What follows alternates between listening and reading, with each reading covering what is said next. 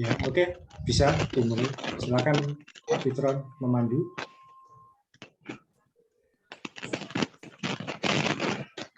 Baik, shalom semuanya.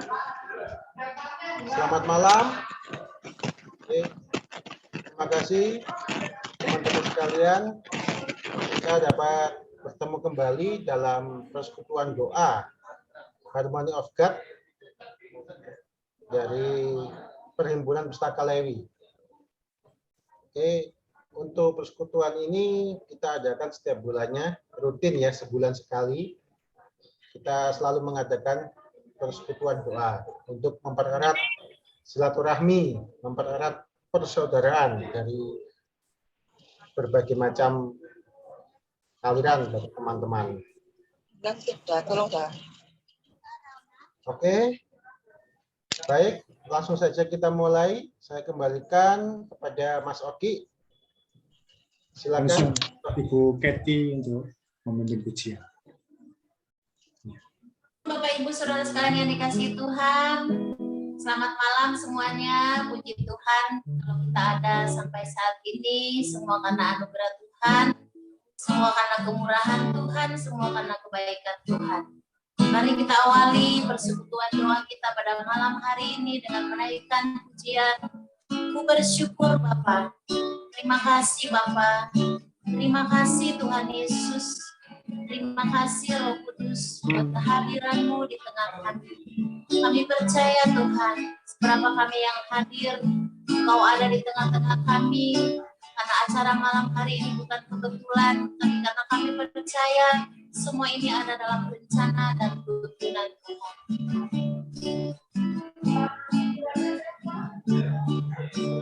Ku bersyukur Bapa. Ku bersyukur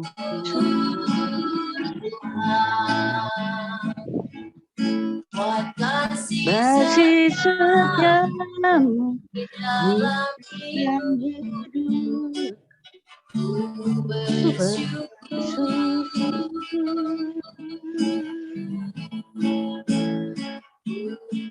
Ku bersyukur Bapa.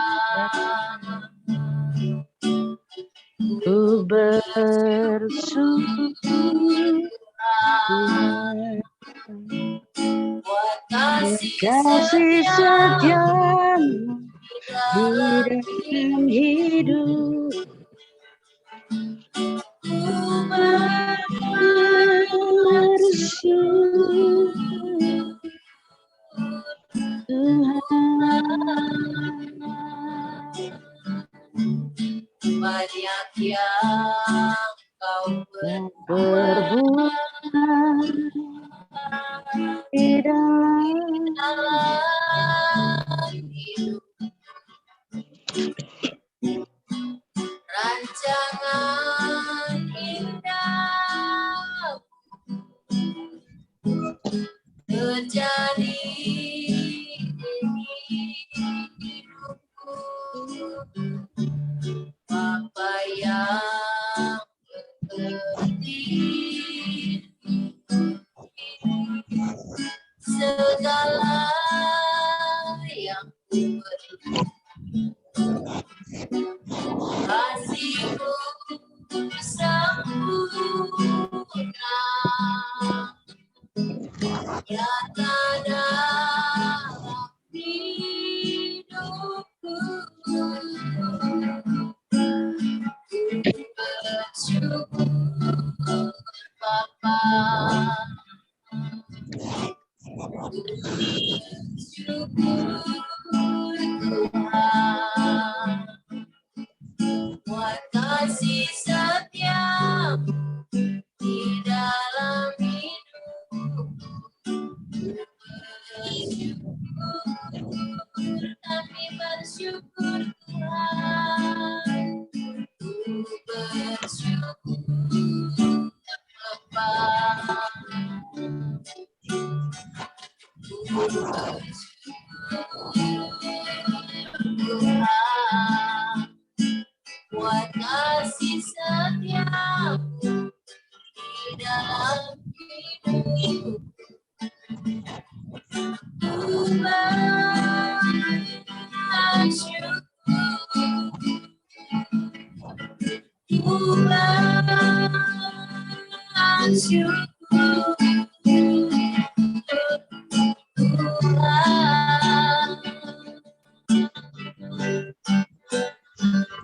Kami bersyukur Tuhan buat kasih setiamu, buat kebaikan, kemurahan-Mu besar bagi kami Tuhan. Terima kasih Bapa, terima kasih Yesus, terima kasih Roh buat hadirat-Mu, buat lawatan-Mu, buat jamahan-Mu. Urapi kami Tuhan dengan urapan yang baru. Haleluya, haleluya. Terima kasih Tuhan. Bersyukur Bapa, bersyukur Tuhan buat kasih setia-Mu di dalam hidupku. Bersyukur, kami bersyukur, bersyukur Bapa, bersyukur Tuhan buat kasih setia-Mu di dalam hidupku. Ku bersyukur, ku bersyukur Tuhan.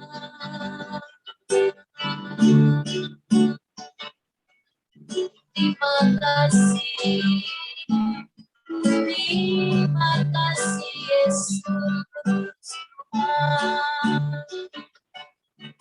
Terima kasih Bapa. Terima kasih Tuhan Yesus buat kehadiran-Mu di tengah-tengah kami saat ini. Kami rindu mendengarkan kebenaran firman-Mu yang akan disampaikan oleh hamba-Mu. Kami percaya urapan kuasa Roh Kudus-Mu turun atas Pak Oki Tuhan yang akan menyampaikan isi hati-Mu.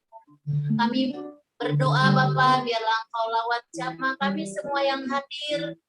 Biarlah kami siapkan hati kami Tuhan untuk mendengarkan kebenaran firman. Terima kasih Tuhan Yesus. Kami berdoa dan mengucap syukur hanya di dalam nama. Haleluya. Semua yang siap diberkati Tuhan, sama-sama katakan amin. Silakan Pak Oki. Ya, puji Tuhan. Shalom Bapak Ibu, saudara sekalian. Bersyukur sekali pada kesempatan kali ini kita dipertemukan dalam persekutuan doa yang Harmony of God. Ya, puji Tuhan untuk kesempatan kali ini kita boleh bersatu, bersekutu untuk meluangkan waktu sejenak. Kita akan merenungkan kebenaran firman Tuhan. Ya, perkenalkan nama saya Oki Raharjo. Saya tinggal di Surabaya bersama dengan istri saya dan satu putri saya yang tahun ini berusia 9 tahun. Dan puji Tuhan, tahun ini juga Tuhan sudah mempercayakan pelayanan kami memasuki tahun yang ke-6. Karena pelayanan kami rintis mulai Desember 2015. Jadi bulan depan tahun yang ke-6. Semua karena kasih karunia Tuhan, kami memberi nama pelayanan Mitzvah Ministry atau pelayanan doa yang sebenarnya berbasis media sosial awalnya. Ya, pada kesempatan malam hari ini, saya akan membagikan kebenaran firman Tuhan yang saya beri judul Berjalan dalam Ketepatan Rencana Tuhan. Ya, saya tidak terlalu bisa berkhotbah, tapi saya lebih suka sharing. Jadi nanti di salah-salah penyampaian firman Tuhan akan ada banyak kesaksian-kesaksian yang saya sampaikan. Karena saya orangnya suka bercerita daripada berkhotbah, ya, lebih banyak cerita-cerita. Ya, karena orang itu suka diceritain. Ya, saya termasuk juga bercerita. Berjalan dalam ketepatan rencana Tuhan. Siapkan Alkitabnya, atau kalau tidak ada Alkitab, nanti bisa mengikuti dari bacaan firman Tuhan yang sudah saya siapkan di layar ini. Ya, sekarang ini sudah masanya digital, era teknologi, jadi Alkitab pun sudah secara digital, tidak hanya secara buku. Tadi siang kebetulan saya sharing di salah satu tempat di Surabaya, yang sharing tanya sama saya, Pak, boleh enggak Alkitabnya saya baca melalui HP? Saya berkata tidak ada masalah. Sekarang sudah zamannya teknologi. Selama isi Alkitabnya sama, terbitan LAI, Lembaga Alkitab Indonesia, tidak apa-apa. Jadi tidak harus sekarang yang buku, tapi sekarang bisa Alkitab masuk di HP atau di laptop. Beberapa waktu yang lalu saya sempat menyampaikan di satu persekutuan doa, saya berkata, saya lebih suka baca dari Alkitab langsung, sambil saya membawa buku Alkitab yang tebal itu, yang seperti kita punya di rumah-rumah. Nah, tapi ternyata lama-kelamaan mata saya sudah tidak bisa lagi melihat Alkitab, tulisan di Alkitab karena terlalu kecil. Jadi ketika diundang di persekutuan yang sama beberapa tahun yang lalu, saya pakai HP dan saya bilang, mohon maaf, ternyata mata saya tidak bisa baca lagi dari Alkitab secara langsung.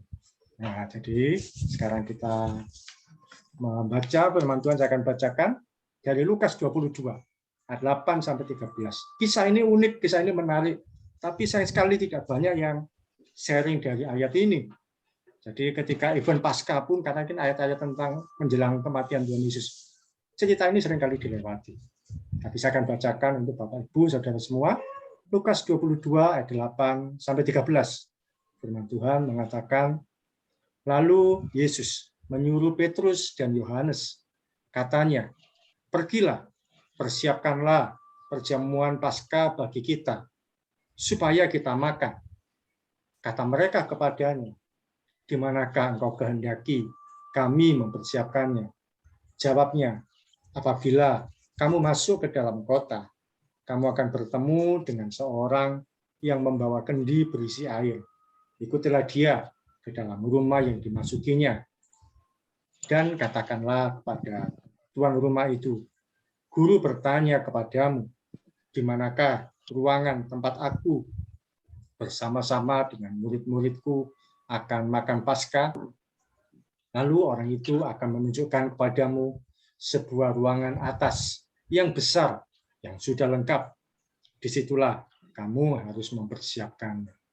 Maka berangkatlah mereka, dan mereka mendapati semua seperti yang dikatakan Yesus kepada mereka. Lalu mereka mempersiapkan Paskah.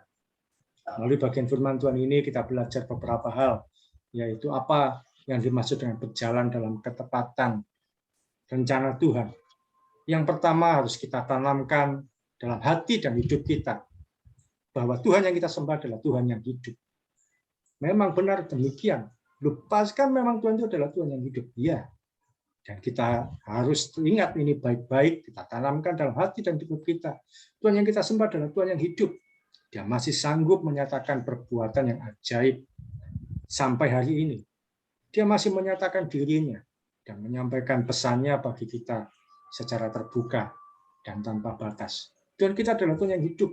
Yang hidup itu artinya apa? Dia masih bisa berbicara, bisa bergerak, bisa melakukan banyak hal. Tuhan kita bukan Tuhan yang hanya simbol atau lambang yang hanya ditemui pada situasi-situasi tertentu, momen-momen tertentu. Tidak, tapi Tuhan kita adalah Tuhan yang hidup. Artinya, dia masih berbicara, masih menyatakan dirinya, masih melakukan aktivitas dan melakukan banyak hal. Karena itu, saya menyampaikan dari ayat yang kita baca tadi bahwa dia masih sanggup melakukan perbuatan yang ajaib sampai hari ini. Tuhan masih berbicara kepada kita sampai hari ini, sampai detik ini. Benar, Alkitab adalah sarana yang Tuhan pakai bagi kita untuk menyatakan pesan Tuhan, untuk menyatakan isi hatinya. Tapi bukan hanya Alkitab, tapi juga artinya memang Alkitab adalah standar tertinggi yang harus kita patuhi, yang harus kita ikuti. Tapi secara pribadi, Tuhan pun masih menyatakan dirinya atas setiap kita. Dia masih berbicara pada kita secara pribadi, oleh hati nurani kita, melalui situasi-situasi yang ada, atau melalui banyak hal. Yang terutama secara pribadi bagi kita, dia masih menyatakan diri. Saya tuliskan di bawah itu bahwa pada peristiwa tersebut, Tuhan menyatakan perbuatan ajaib dengan cara dia mengetahui situasi yang ada sebelum ada satupun yang terjadi. Sebelum murid-muridnya mengetahui dan mengalami, Tuhan sudah mengerti apa yang terjadi di depan. Bayangkan, bagaimana bisa Tuhan Yesus berkata kepada murid-muridnya itu Petrus, dia berkata bahwa kamu datang ke kota itu, nanti kamu akan menemui seorang yang membawa kendi, dan ketika dia masuk ke dalam rumah, kamu ikuti dia, terus tanya, di mana tempat nanti guru akan mengadakan perjamuan Paskah.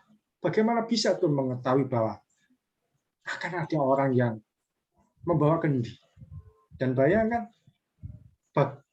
betapa ajaibnya kalau misalkan yang bawa kendi bukan cuma satu. Misalkan ada 4, ada 5 orang, atau ada beberapa orang. Karena kan masa-masa itu orang banyak mengambil air di sumur dan mesti pakai kendi. Tapi kok bisa tahu yang mana? Dan kemudian ikuti kalau dia masuk ke dalam satu rumah. Kok bisa tahu orang itu nanti mau masuk rumah? Dan Tuhan sudah merancang segala sesuatunya. Dan sudah membuat situasi-situasinya itu begitu ajaib.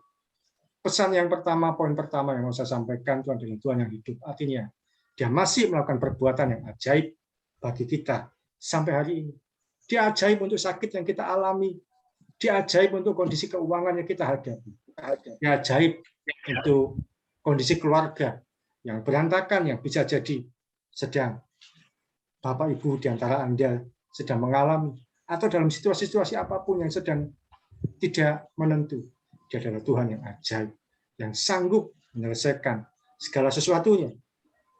Desember 2020, oleh kasih karunia Tuhan, Tuhan izinkan saya dirawat di rumah sakit karena mengalami COVID.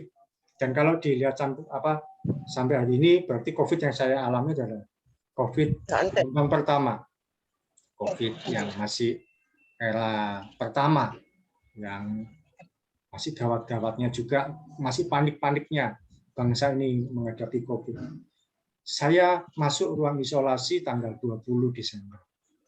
Dan kemudian dinyatakan COVID. Pada malam itu saya masuk ruang isolasi. Betapa yang saya alami keajaiban Tuhan, saya masuk tanggal 20, tanggal 23, saya dinyatakan tidak ada lagi hal yang membahayakan. Indikasinya apa? Semua infus-infus boleh dilepas yang ada pada saya. Tidak diperlukan lagi pakai infus. Saya hanya mengalami perawatan-perawatan tambahan saja supaya membaik. Dalam waktu 3 hari, tidak lama, saya sudah membaik, walaupun memang belum boleh keluar dari rumah sakit. Dan Tuhan yang ajaib, yang memberikan kesembuhan bagi saya, dan juga bagi Anda ketika mengalami sakit penyakit. Oleh kasih karunia Tuhan, saya pernah berdoa untuk orang yang sakit, yang dalam kondisi yang parah, tapi dan bertahun-tahun seorang mengalami satu sakit penyakit, oleh kasih karunia Tuhan, ketika kita bawa dalam doa, dalam pujian penyembahan, bawa dalam doa, merasa sembuh juga. Semua oleh kebaikan Tuhan. Tuhan menyatakan keajaibannya atas kondisi sakit kita. Dia juga Tuhan yang berdaulat atas kondisi ekonomi kita. Dia juga Tuhan yang berdaulat atas kondisi keluarga kita. Dan berbagai hal yang lain. Tuhan adalah Tuhan yang ajaib sampai hari ini. Saya tidak lupa dan saya selalu suka cerita sekitar 3 tahun yang lalu saya melayani seorang ibu yang beliaunya dalam kondisi putus asa karena suaminya menuntut untuk berpisah karena suaminya ada hubungan dengan perempuan lain yang dikenal melalui acara reuni. Hati-hati kalau ada reuni-reuni. Nah, ada indikasi-indikasi tertentu yang baik. Dan ketika suaminya sedang dalam situasi kembali dengan teman SMA-nya dulu, ya, akhirnya yang suami menuntut cerai kepada istrinya supaya berpisah. Istrinya merasa tidak ada masalah, tidak ada apa-apa. Kenapa kok harus berpisah? Tapi istrinya mau berpegang teguh pada kebenaran firman Tuhan. Dan ibu ini yang akhirnya menghubungi kami, dan kami dukung dalam doa setiap hari. Kami kuatkan beliau, bahkan setiap Sabtu suaminya sebenarnya masih ngajak untuk makan malam, meskipun mereka mau berpisah. Saya sampaikan kepada ibu ini, kalau ketemu dengan suami, sampaikan apa, tepuk di pundaknya, dalam nama Yesus nanti balik jadi suami saya lagi. Nggak perlu diomongkan keras-keras, tepuk pundaknya atau dielus-elus, dalam nama Yesus bertobat kembali, pelan-pelan. Dan ibu ini ngikuti dalam waktu 2 bulan. Saat sering ibu ini meninggalkan kerja hanya karena mengikuti pengadilan untuk bercerai, untuk sidang perceraian, meninggalkan kerja sampai malu dengan pimpinannya, bahkan berkata, sudahlah Pak, kalau memang harus pisah ya pisah. Memang dia sebenarnya nggak menyerah, tapi satu kali juga ada capeknya, bukan putus asa tapi capek. Dan saya berkata, tidak apa-apa Bu, jangan putus asa, tetap terus berjalan dalam kebenaran firman Tuhan.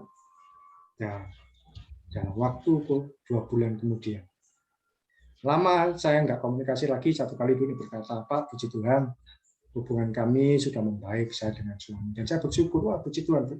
Tapi saya juga penasaran, bagaimana Bu kok bisa kembali lagi? Dia berkata, iya Pak, suami saya kehabisan uang untuk bayari pengacara.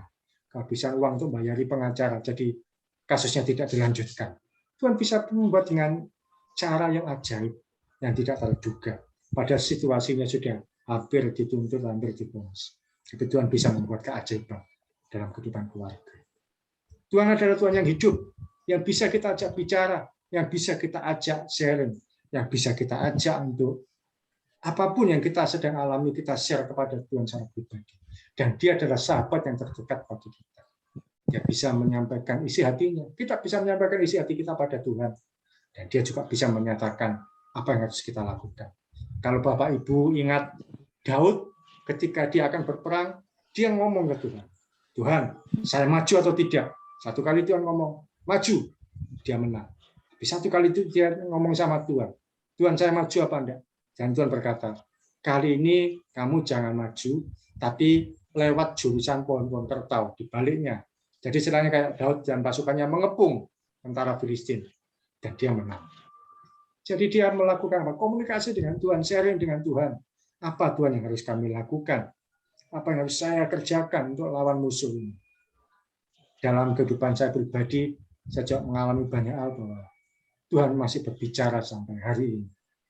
Saya ingat tahun 2015, kondisi kehidupan saya juga masih berantakan, pekerjaan itu stuck, keuangan juga tidak baik, secara keluarga juga kami terpisah, saya di Surabaya, istri di luar kota.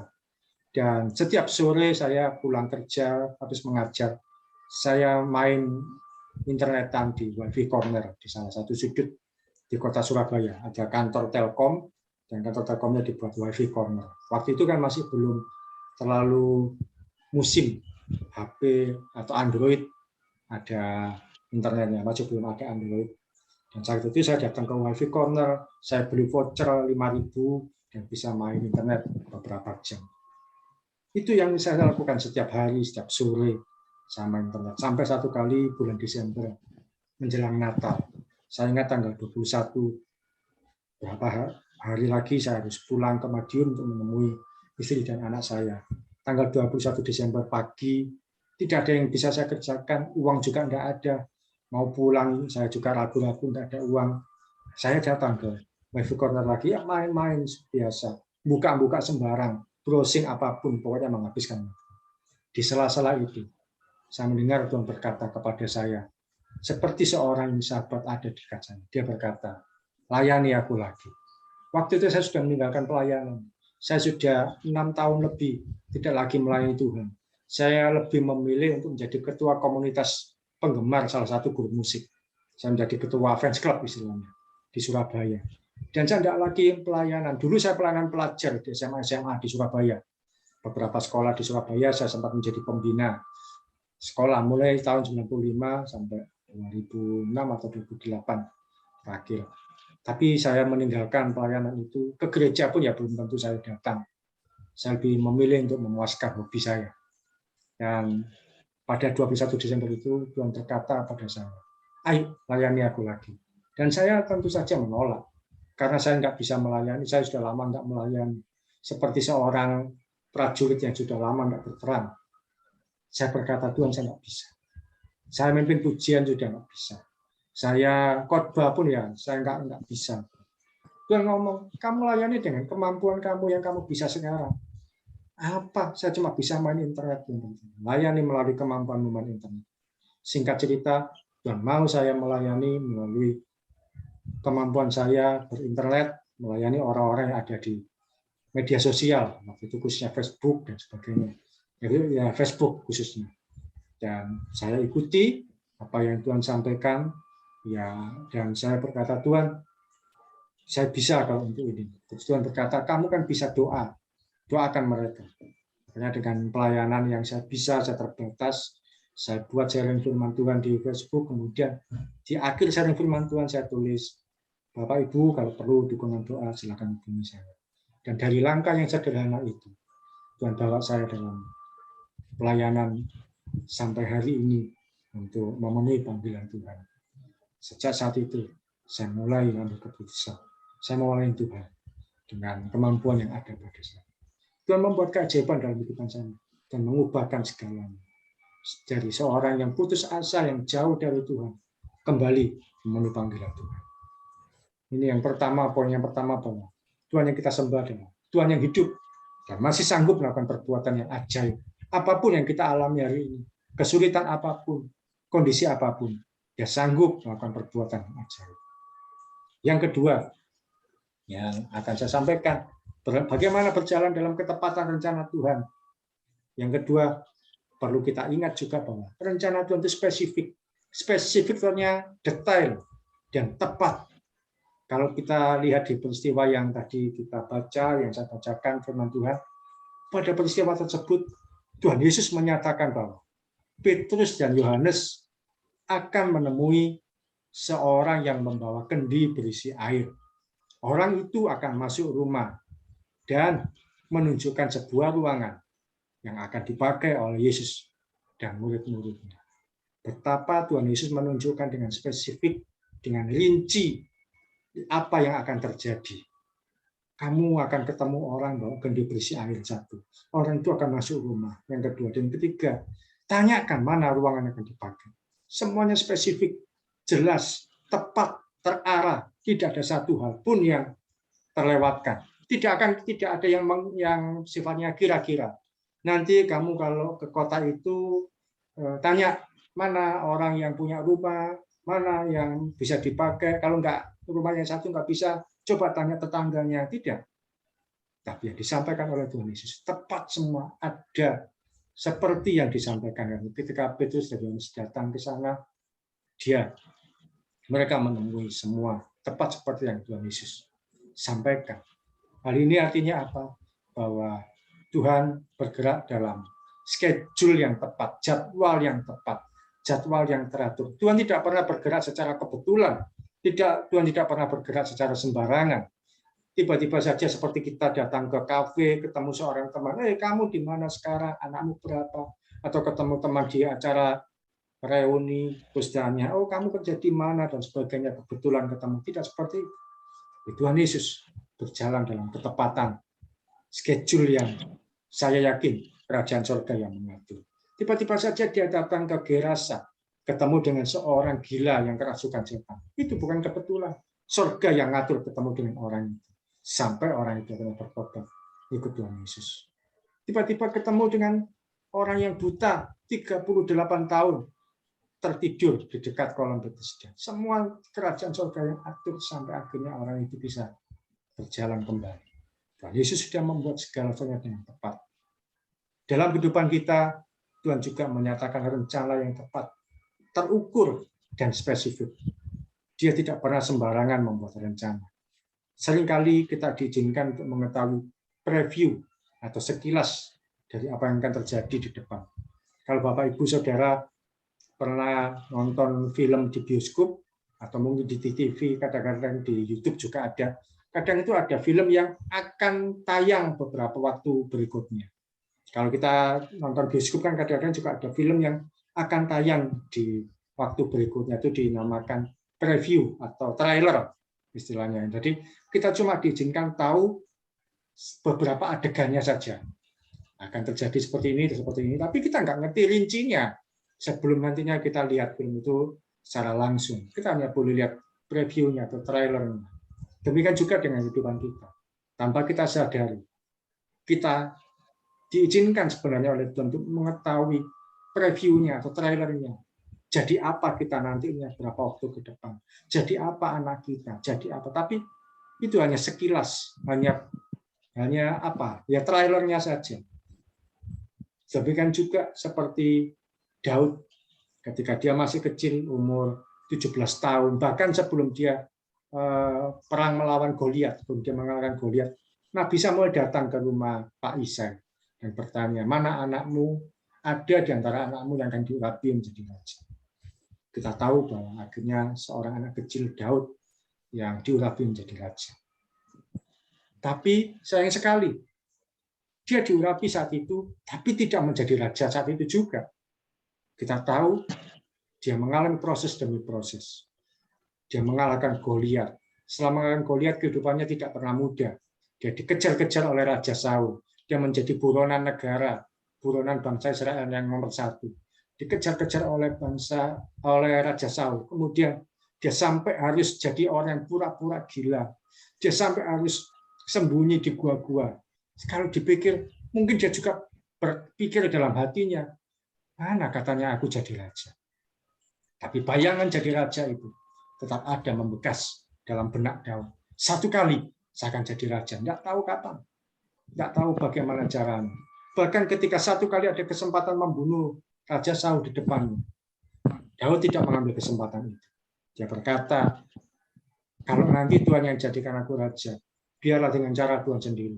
Tidak tahu Saul mati dalam peperangan atau mati karena usia tua, itu terserah Tuhan. Tapi Tuhan sudah menjadikan dia raja. Tuhan sudah membuat rencana yang spesifik, kamu nanti jadi raja. Walaupun dia harus mengalami banyak peristiwa, banyak proses. Dan Alkitab mencatat Daud menjadi raja di Yehuda, pertama kali di Yehuda, sebelum ke seluruh bangsa Israel. Usianya 30 tahun. Dibutuhkan 13 tahun lamanya proses itu sampai dia menjadi seorang raja. Jangan takut ketika ada proses yang terjadi dalam hidup kita. Jangan protes ketika Tuhan memberi kita proses. Jangan gugur iman kita ketika kita ditegur. Jangan juga kita takut ketika ada di depan kita banyak sekali kesulitan-kesulitan. Sebab tanpa kita sadari, Tuhan sedang menyiapkan kehidupan kita. Menyiapkan masa depan kita untuk hal yang luar biasa di depan. Mungkin kita nggak menyadari ketika kita mengalami sesuatu hal yang terjadi sekarang. Tapi sebenarnya Tuhan sedang menyiapkan rancangan yang indah. Rencana yang spesifik. Dan kehidupan yang luar biasa di depan. Tapi apakah boleh tahu rencana apa yang Tuhan siapkan buat kita di depan? Sebenarnya boleh saja. Dan Tuhan juga membuka diri untuk menyatakan bagi kita. Semua bergantung pada bagaimana kita intim dengan Tuhan. Kita menjalin hubungan dengan Tuhan. Firman Tuhan dalam Mazmur 25 mengatakan bahwa Tuhan memberitahukan rahasianya kepada sahabat-sahabatnya. Siapa sahabatnya? Yaitu ketika Anda dan saya mulai memiliki kehidupan yang bergaul dengan Tuhan, kehidupan yang intim dengan Tuhan, Tuhan akan singkapkan. Satu kali akan terjadi seperti ini. Dan kita mungkin nggak tahu apa prosesnya yang di depan. Kita alami saja sambil melihat yang ada di depan. Bahkan sekalipun kita nggak mengerti secara pribadi apa yang akan terjadi di depan, jadi apa nantinya. Firman Tuhan pun sudah menyampaikan dalam Yeremia 29 bahwa rancangan Tuhan adalah rancangan yang damai sejahtera dan penuh harapan. Bukan rancangan kecelakaan. Karena itu kapan itu ada yang bertanya, kalau Tuhan itu baik, kenapa kok ada orang kecelakaan, ada orang mati dengan cara orang lain yang membuat mati? Kenapa kok Vanessa Angel mati kecelakaan? Kalau Tuhan itu baik, ada yang sampai bertanya seperti itu. Ya, saya sampaikan bahwa kehidupan kita yang intim dengan Tuhan, Dia akan menyatakan rancangan Tuhan itu rancangan penuh damai sejahtera, rancangan yang indah, hari depan yang penuh dengan harapan. Nah, kalau ada terus yang mendesak, kenapa kok Vanessa Angel mati kecelakaan? Kan itu yang berita yang belakangan. Ya, dibalik saja. Nggak usah ngikuti, nggak usah terlalu ngurusi yang di situ. Vanessa Angel belum di dalam Yesus. Ya, kita yang di dalam Tuhan. Kita mau ikuti rencana Tuhan.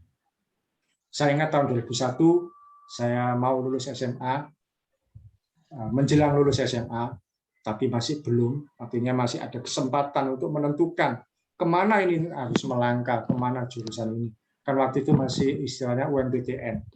Jadi kalau beli formulir nanti harus ditulis di mana jurusan. Saya ada kesempatan berdoa. Di Jawa Timur itu ada Bukit Doa Immanuel, punyanya Gereja Mawar Saron. Saya ambil kesempatan 3 hari berdoa di sana bersama dengan teman-teman. Saya berdoa, kan itu ada bilik doa masing-masing. Saya doa puasa di satu kamar, satu bilik, satu ruangan. Jadi 3 hari nanti jam berapa berdoa, nanti jam berapa lagi kan diselingi makan siang. Ketika saya berdoa, saya tanya, Tuhan, saya ini nanti mau masuk jurusan apa ketika saya kuliah? Saya belum tahu, Tuhan. Kalau saya waktu itu sedang menyala-nyala melayani Tuhan, jadi ketua persekutuan doa, si acara, memimpin pujian dan sebagainya. Namanya orang masih semangat-semangatnya, pengennya sekolah Alkitab, tapi sama orang tua saya nggak boleh, jangan sekolah Alkitab. Yang biasa saja, yang umum. Lalu saya berdoa dan Tuhan sampaikan, kamu kuliah di pendidikan. Spesifik saya terima jelas dalam doa itu ada di telinga saya, berkata kuliah di pendidikan. Apa Tuhan yang pendidikan yang harus saya ambil? Tuhan membebaskan saya. Seperti apa yang kamu suka, silakan. Dan saya itu suka hukum, suka politik, ya suka juga ngomong, suka psikologi. Ya lebih mudah. Tapi saya tanya, Tuhan mengarahkan saya ambil jurusan seperti yang guru kesukaan. Saya punya guru kesukaan, saya santai, murid nggak tegang. Dia ya memang nggak selalu ada tertawa, tapi kan ketika guru yang satu ini namanya Pak Suat, rasanya itu setelah pelajaran satu kali saya datang ke Pak Suat, Pak yang sekarang jadi UNESA, dia menyebut sampai akhirnya 3 orang hamba Tuhan mendoa, ada di retreat persekutuan doa dan menubuati saya, kamu nanti juga perkataan bersama.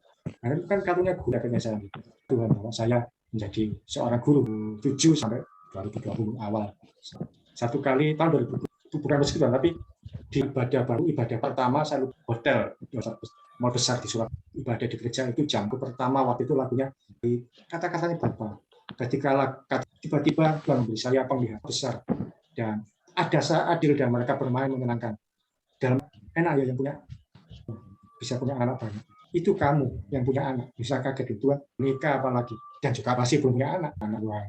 2002 saya belum memulai pelayanan banyak, tapi sejak ini waktu itu saya kan pelayanan pelajar. Sampai hari ini berkata ketika ini semua karena kasih karena Tuhan, bukan karena saya yang menarik banyak orang. Tidak. Kedua ini rencana Tuhan itu spesifik, rencana apa yang Tuhan rindukan, apa yang Tuhan impikan, apa yang Tuhan rencanakan, itu akan menyatakan bagi kita betapa Tuhan itu detail rencananya. Bahkan kepada Yusuf pun demikian, bahwa matahari, bulan dan bahwa benda-benda langit akan sujud kepada Yusuf dan orang tuanya tidak setuju. Saudara-saudara juga protes. Bagaimana mungkin? Dan itu adalah lambang dari Tuhan. Satu pertanda dari Tuhan bahwa dia akan menjadi penguasa. Dan kita tahu prosesnya tidak mudah. Dia dibuang ke sumur. Dia dijadikan budak sampai akhirnya di penjara. Kalau jadi Yusuf, misalkan tahu bahwa kamu nanti jadi penguasa tapi harus mengalami dijual, harus jadi budak. Saya yakin Yusuf nggak akan pernah mau.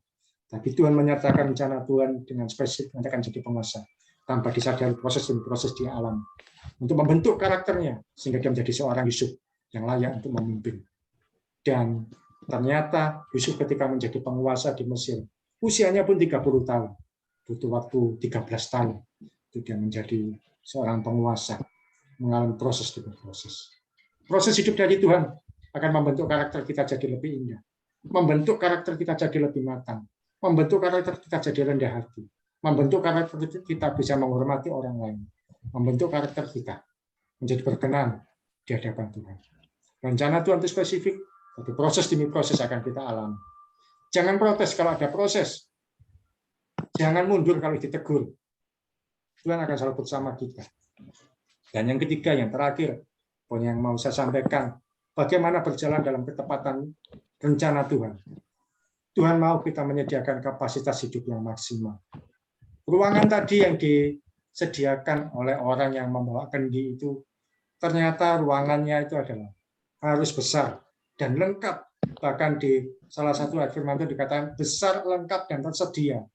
Jadi fasilitasnya sudah harus banyak, sudah maksimal. Yang diminta Tuhan fasilitasnya harus ada semua. Enggak cuma kecil-kecilan. Apalagi muridnya Tuhan Yesus kan 12. Enggak cukup kalau ruangannya kecil. Harus besar, harus lengkap, tinggal pakai dan tersedia. Apa yang dimaksud? Hal ini berbicara mengenai kemaksimalan hidup kita. Penyerahan hidup kita pada Tuhan haruslah sepenuhnya, seutuhnya, tanpa banyak pertimbangan dan tanpa alternatif lain. Kemarin ada seorang ibu dari Sulawesi Tengah, dari salah satu kota di Sulawesi Tengah, beliau berkata, Pak, malam-malam hampir jam 9 beliau telepon. Ini majelis gereja datang pada saya. Mau minta kesediaan saya menjadi majelis gereja. Kalau dia menyerahkan formulir dan mengisi formulir saat itu juga, maka dia sudah menjadi resmi jadi majelis gereja.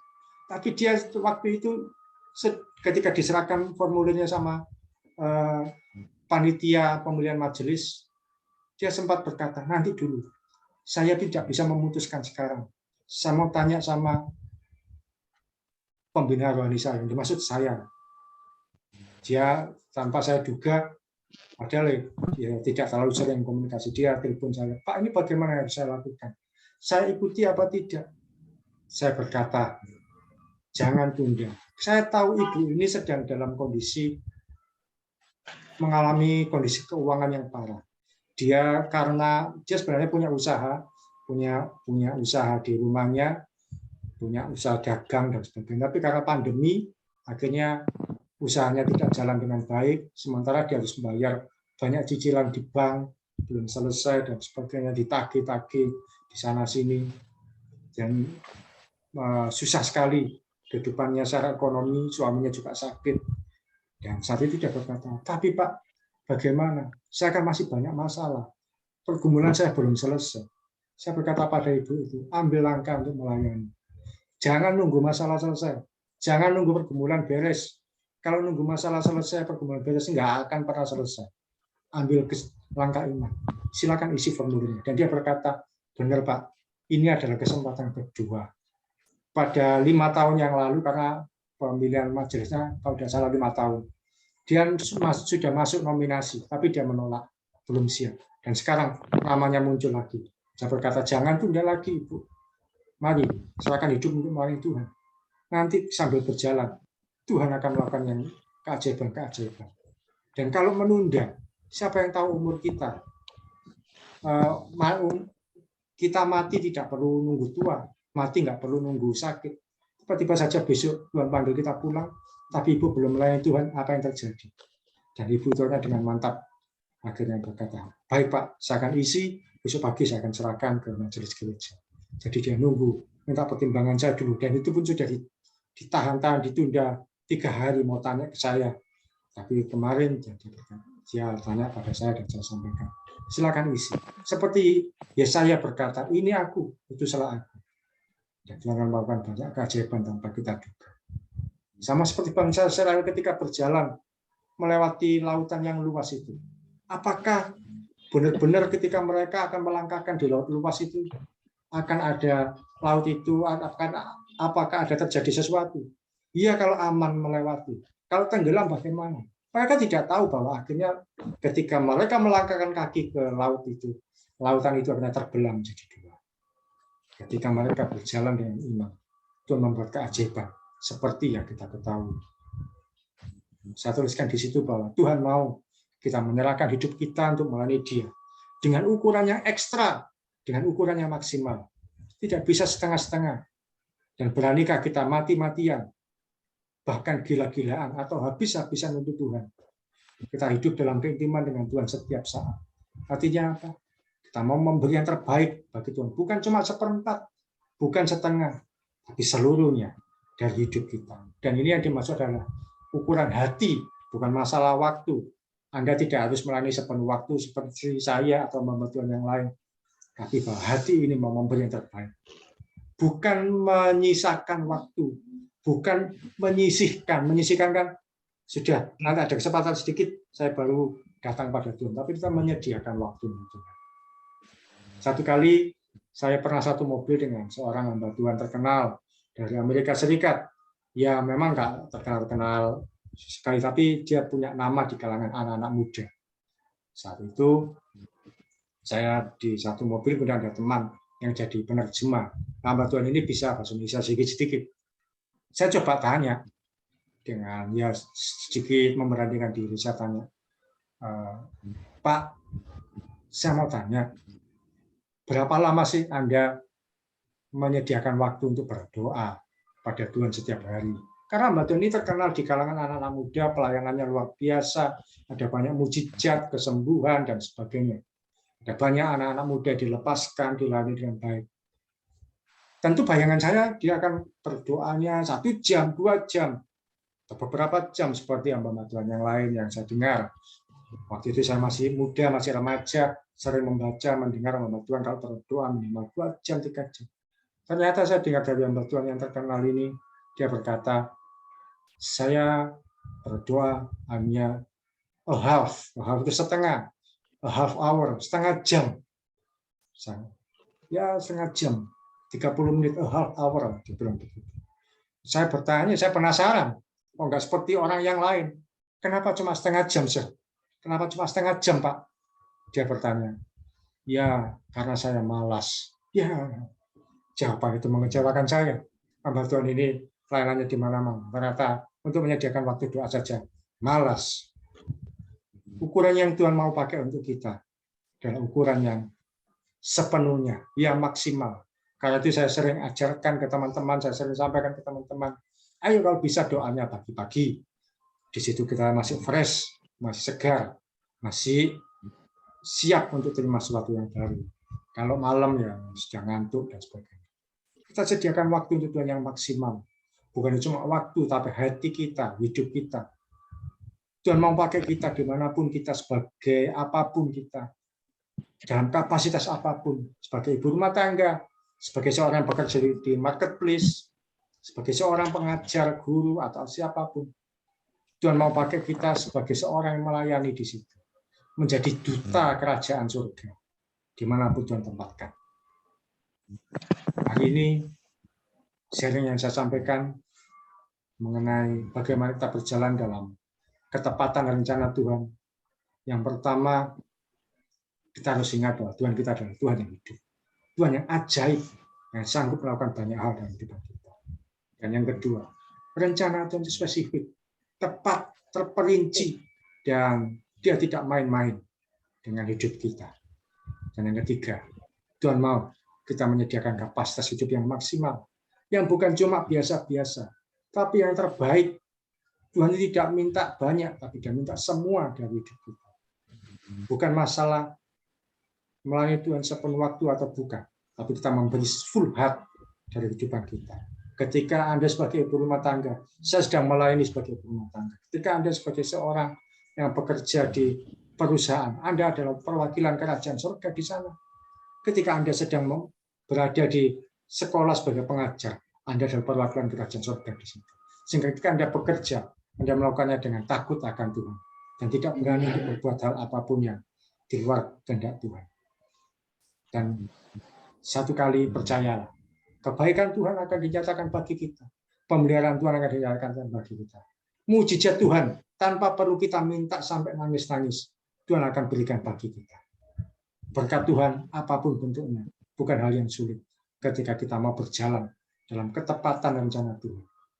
Tuhan mau kita berjalan dalam rencana Tuhan yang tepat, tidak menyimpang ke kanan dan ke kiri. Seperti panah yang tepat pada sasaran. Seperti seorang yang dipanggil kemudian dia datang. Demikian juga Tuhan mau kita jalan dalam rencananya yang tepat, yang terarah, yang terukur, dan yang maksimal. Mari kita datang pada Tuhan dalam doa kita. Tuhan Yesus, kami bersyukur bahwa hari ini kami ada kesempatan ya Tuhan untuk menerima firman. Kami percaya Tuhan Yesus, firman-Mu tidak akan sia-sia. Kami percaya Tuhan Yesus, bahwa kemurahan-Mu akan nyata bagi kami. Bahwa Engkau mau kami berjalan dalam rencana-Mu yang tepat. Engkau mau kami berjalan dalam rencana-Mu yang sempurna. Engkau mau kami berjalan dalam rencana-Mu yang spesifik. Kami mau ya Tuhan, mulai hari ini dan seterusnya, menyediakan hati kami untuk mendengar suara-Mu, mau membangun keintiman dengan Tuhan. Dan juga untuk kami boleh menyediakan kehidupan kami yang maksimal, yang utuh, yang tidak sepotong-potong, tapi yang terbaik untuk Tuhan. Terima kasih Tuhan Yesus, berkati anak-anak-Mu yang mengikuti persekutuan doa pada malam hari ini. Jadikan kami indah, berharga, seturut dengan apa yang Tuhan kehendaki. Bahkan jadikan kami menjadi alat-alat yang Kau pakai, perabot yang mulia yang Kau pakai ya Tuhan. Perabot mulia yang Kau pakai, bukan menjadi seperti kayu yang akhirnya terbakar dan habis, menjadi perabot yang mulia. Menjadi pribadi kesayangan Tuhan. Menjadi orang-orang kebanggaan Tuhan. Dan kiranya Engkau dapati di antara kami yang ada pada saat ini. Di dalam nama Yesus kami berdoa dan mengucap syukur. Amin. Silakan Pak Fitron. Baik, terima kasih banyak Mas Oki. Suatu firman yang luar biasa sebagai refleksi kita ke depan. Semoga ini akan membawa sebuah pembaruan dalam kehidupan kita sehari-hari sehingga kita dapat tumbuh di dalam kasih Tuhan Yesus Kristus. Baik, mungkin dari saudara-saudara ada yang ingin sharing. Mas Oki bisa minta waktu sebentar ya, mungkin dari teman-teman yang mau sharing. Silakan. Moga silakan, atau mau kesaksian, silakan.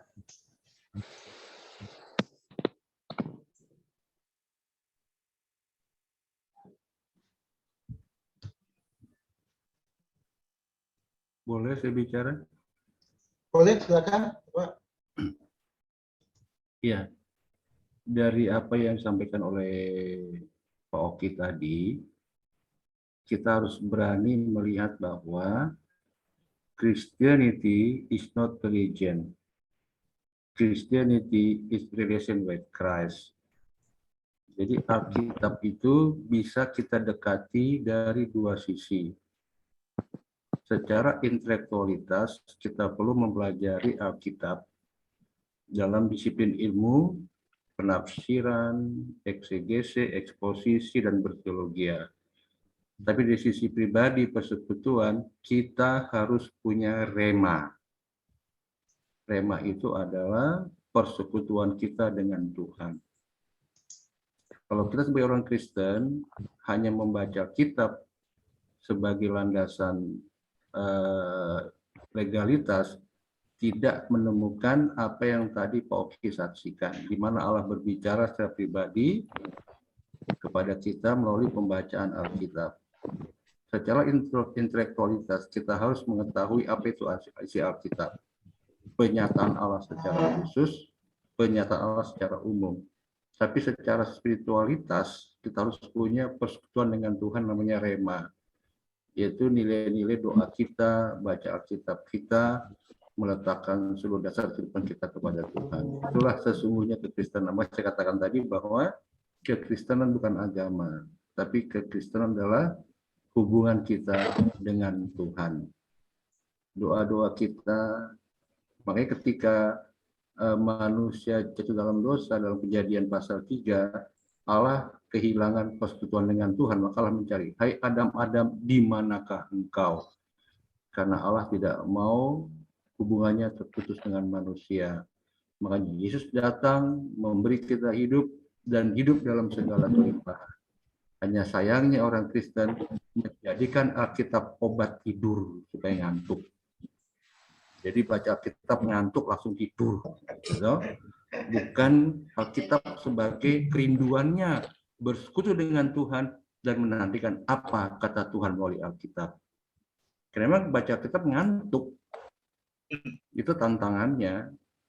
Ya, kita baru meyakini bahwa Alkitab adalah inspirasi Allah melalui Roh Kudus. Roh Allah dalam hati kita berbicara secara rema. Makanya satu ayat bisa berbicara berulang-ulang dalam konteks kebutuhan rohani kita kepada Tuhan. Gampang sih menyangkal Alkitab, karena kalau sisi filsafat, karena sisi filsafat itu adalah sistematika berpikir bagaimana menjawab kebutuhan manusia, entah filsafat sosiologis, entah filsafat apapun.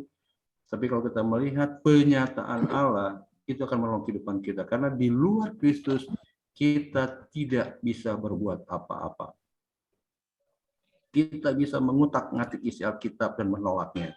Tapi bagaimanapun juga, Alkitab adalah sebuah kebenaran Allah yang tidak bisa kita hindarkan. Maka di luar Kristus, kita tidak bisa berbuat apa-apa. Jadi saya bersyukur bahwa Pak Oki menyaksikan bagaimana nilai persekutuannya dengan Tuhan membawa hidup dia dalam kehendak Tuhan. Bukan sekedar menjadi orang Kristen, bawa kitab ke gereja, selesai. Tidak seperti itu.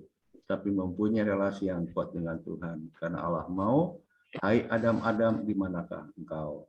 Ya Allah mencari kita, dan Roh Kudus memampukan, memungkinkan, menolong kita untuk menikmati persekutuan dengannya, dan melihat rancangan Allah bukan rancangan kita. Dan Roma 8:28, Allah turut bekerja dalam segala sesuatu untuk apa?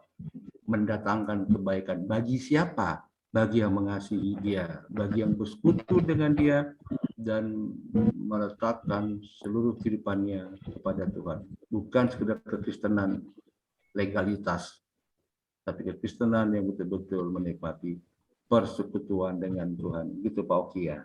Oke, terima Siap, kasih. siap. Puji Tuhan, terima kasih Pak untuk sharingnya.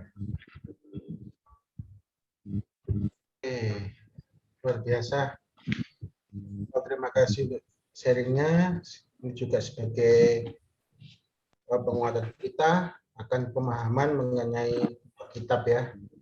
Bukan semata-mata buat tidur ya tadi ya. Menjadi sebuah rema dalam kehidupan. Oke, baik untuk yang lainnya mungkin atau mau bertanya dipersilakan.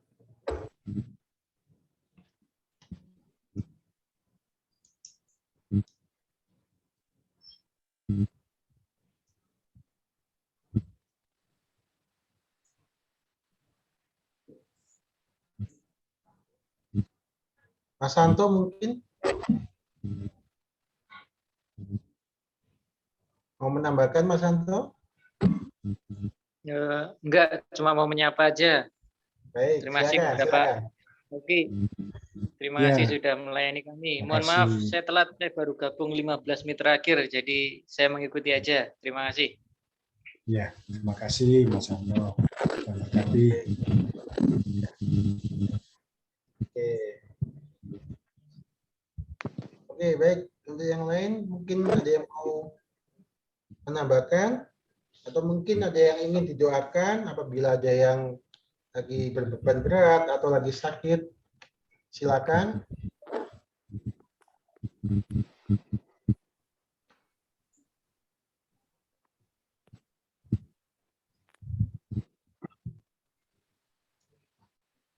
Oke. Kalau tidak ada, kita akan tutup dalam doa.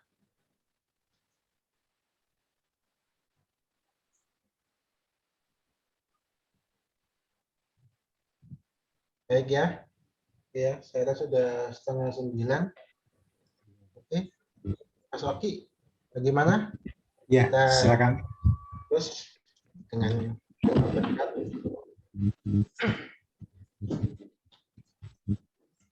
Ya, mari kita bersatu hati dalam doa. Tuhan Yesus, kami bersyukur bahwa hari ini kami boleh mengikuti dan menyelesaikan persekutuan doa Harmony of God dalam lingkup jaringan dari Pustaka Lewi, Tuhan. Dan kami bersyukur untuk fasilitas yang ada, untuk sarana yang ada. Kami boleh menguatkan iman, kami boleh membangun kehidupan yang intim dengan Tuhan, kami boleh dikuatkan, diingatkan, dan disegarkan. Terima kasih Tuhan Yesus. Dan kami akan berpisah, kami akan melanjutkan aktivitas kami masing-masing Tuhan, dan beristirahat malam ini untuk kami kembali dalam aktivitas rutin kami besok hari. Bapak, Ibu, dan Saudara, izinkan kami menyampaikan doa berkat bagi Anda semua. Kami buka tangan kami ya Tuhan, kami siap terima berkat dari-Mu. Bapak, Ibu, dan Saudara terkasih di dalam nama Tuhan Yesus. Terimalah berkat Abraham, yang adalah berkat kekayaan dari kondisi defisit, kondisi minus, tidak punya apa-apa, menjadi kondisi yang berkelimpahan, penuh dengan kekayaan. Sebab Tuhan Yesus sendiri menjanjikan dia hidup. Dia datang bukan hanya hidup tapi berkelimpahan. Terimalah berkat Ishak yang adalah berkat mujizat. Dari yang tidak ada menjadi ada, dari yang tidak mungkin menjadi mungkin, dari yang mustahil menjadi penuh dengan keajaiban. Terimalah berkat Yakub yang adalah berkat perubahan karakter. Dari seorang yang menipu, seorang yang jahat, karakternya diubahkan menjadi karakter yang indah dan berharga di hadapan Tuhan. Seorang Yakub yang adalah penipu menjadi Israel, pahlawan Allah. Kami terima berkat Tuhan seutuhnya, berkat Abraham, berkat Ishak, dan berkat Yakub di dalam satu nama, Tuhan Yesus Kristus, nama yang ajaib, nama yang perkasa, dan nama yang luar biasa. Kami terima di dalam nama Yesus, sama-sama kita katakan amin. Terima kasih Pak Oki. Terima kasih malam Bu Keti. Baik, terima kasih Bu Keti, terima kasih Mas Oki, terima kasih Pak Gimbal, semuanya. Kita akan bertemu di kesempatan berikutnya. Kita akan untuk undangannya. Semoga kita bisa berjumpa bersama dengan situasi yang lebih baik lagi. Oke. Terima kasih. Selamat malam semuanya.